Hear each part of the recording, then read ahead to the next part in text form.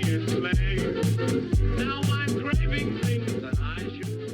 you a little close-up view of my fashion sense. Jealous? I mean, it ain't great, but at least it's better than some ratty old Mortal Kombat hat. Am I right? Today's video is kind of a confession of my terrible taste in movies. Here we go. Scream 3. The most disliked, lowest rated entry in the Scream franchise so far. I see you, Scream 6. Scream 3 is my favorite Scream. What? No, don't go, guys. Oh. I didn't say it was the best Scream movie, I just said it was my favorite. The original Scream's twist on the horror movie formula was that it assumed the audience understood horror movie formulas. Scream 3 doesn't just assume its audience knows about horror movies, but it also assumes that the audience knows about the behind the scenes of making a horror movie in Hollywood. And I can see for how a lot of mainstream audiences that twist was probably one twist too many, but this was the year 2000 and I was neck deep in a new thing called DVD special features. Director commentaries, behind the scenes featurettes. This was a time way before everybody in Hollywood had their own podcast, so suddenly having this access to movie makers talking about making movies was really exciting to me. So a slasher movie about making a slasher movie was right up my alley. Horror movies tend to become parodies of themselves anyway. Take Freddy Krueger. I mean, in those first couple Nightmare on Elm Street movies, Freddy is played as a straight nightmare boogeyman. There is not a drop of irony or humor. But by Freddy's Dead, that guy's playing Nintendo and cracking one-liners and dressing up like the Wicked Witch. I'll get you, my pretty, and your little soul, too! But because Scream 3 is about making a movie based on the in-universe events that took place in the original movies, it takes that self-parody problem and turns it into kind of the backdrop and the wrapping paper for the whole movie.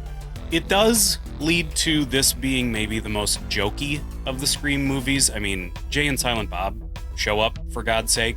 But ultimately, I'm along for the ride, and I dig it. A couple of my standout positives. One is Parker Posey, playing actress Jennifer Jolie, who plays Gale Weathers in the movie within the movie. I know it's a lot of layers. She teams up with the real Gale Weathers, played by Courtney Cox. Parker Posey is one of those actresses who is just from outer space, and I love it. My lawyer liked that. They get their own buddy detective side plot, and they get a scene with Carrie Fisher, which is great. Those two do such a good job playing people who cannot stand each other, being forced to work together.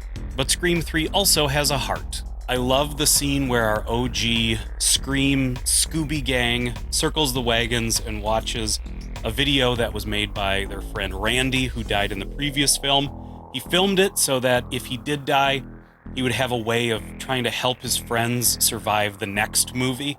It's a perfect Scream scene. It's the right blend of horror and heart and horror movie exposition. And it respects, and I think does right by, a fan favorite character. It was awesome to have Randy back, even for a minute. Catch me on the right day. And this scene, I get a little lump in my throat. Get a little choked up. Because the rules say some of you ain't gonna make it. I didn't. Not if you're watching this tape.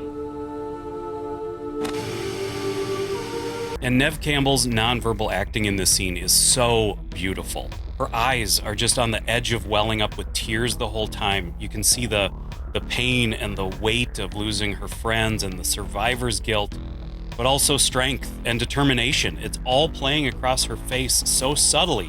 I am spellbound every time I watch her in that scene. Now, is this a great movie? No. I will admit the killer reveal is pretty lame. I would have much preferred the writer's original idea that Stu, one of the killers from the first movie, spoiler alert, survived and came back for his revenge. I think that would have made for a much cleaner, full circle trilogy, and yes, I would have ended it there. But I gotta say, identity of the killer aside, Sid's final battle with him is brutal, and it further cements her place as probably the greatest final girl in horror movie history. I know that term is starting to become unpopular, but I consider it to be a pretty powerful role and a powerful character trope, and I think Sydney's the greatest of all time. And speaking of brutal, I have to say that even though this is a very silly entry into the Scream franchise, it still treats the violence as brutal and awful. Our heroes get the ever-loving piss kicked out of them, and it is not played as cool or fun. That said, I understand that the movie overall, tonally, does lean into the comedy, and it does lean into the intentional meta self-parody, and I understand that maybe more serious horror fans weren't getting what they wanted to get out of it. I get that. I'll say, from day one, I saw this opening night at the movie theater at White Bear Township Theater, and from that day to today, rewatching Scream 3 for this video, Scream 3 is still my favorite Scream.